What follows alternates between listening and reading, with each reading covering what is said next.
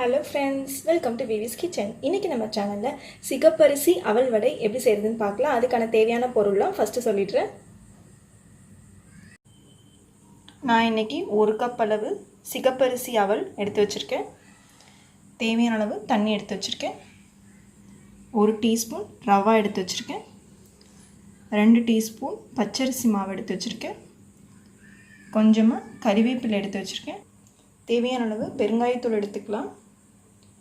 நான் 3/4 கப் வெங்காயம் இந்த மாதிரி பொடியாக நறுக்கி வச்சுருக்கேன்.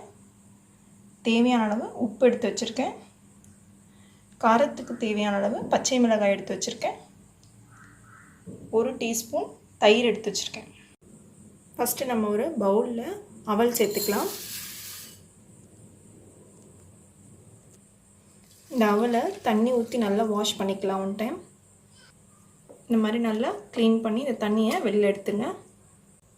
மறுபடியும் தேவையான அளவு தண்ணி சேர்த்து ஒரு 2 மினிட்ஸ் கரெக்டாக ஊற வச்சுக்கோங்க. 2 மினிட்ஸ்க்கு மேலே ஊற வைக்கக்கூடாது. இப்போது கரெக்டாக 2 மினிட்ஸ் ஆயிடுச்சு. இந்த மாதிரி ஒரு அகலமான பாத்திரம் எடுத்து வச்சுக்கோங்க சைடில். இப்போது இந்த தண்ணியை நல்லா பிழிஞ்சிட்டு நம்ம இந்த பவுலில் சேர்த்துக்கலாம். இதே மாதிரி நம்ம ஊற வச்சுருந்த எல்லா அவளையும் புழிஞ்சு எடுத்துக்கலாம். தண்ணி இல்லாமல் இந்த மாதிரி நல்லா புழிஞ்சு எடுத்ததுக்கப்புறம் இதில் நம்ம வெங்காயம் சேர்த்துக்கலாம்.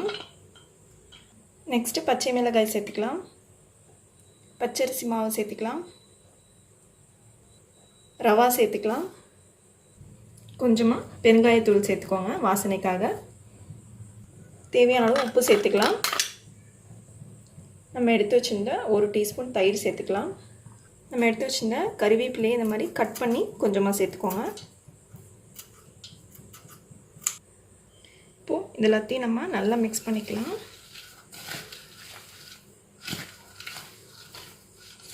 நம்ம நல்லா பிசைஞ்சதுக்கப்புறம் இந்த மாதிரி பிடிக்கிற பதத்துக்கு வரணும். அது வரைக்கும் நல்லா பிசைஞ்சிட்டு இதை தனியாக எடுத்து வச்சுருங்க. ஸ்டவ் ஆன் பண்ணிவிட்டு ஒரு கடாயில் தேவையான அளவு ஆயில் சேர்த்ததுக்கப்புறம் அதை நல்லா ஹீட் பண்ணிக்கோங்க.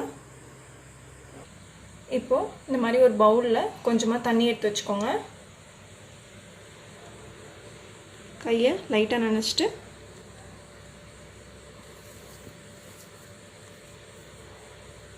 தேவையான அளவு மாவு எடுத்துக்கலாம்.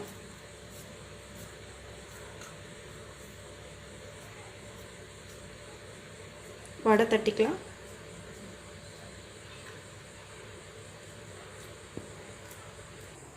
லோ ஃப்ளேமில் வச்சு நம்ம எண்ணெயில் போட்டுக்கலாம். இதே மாதிரி நம்ம எல்லா வடையும் எண்ணெயில் போட்டு பொரிச்சு எடுத்துக்கலாம்.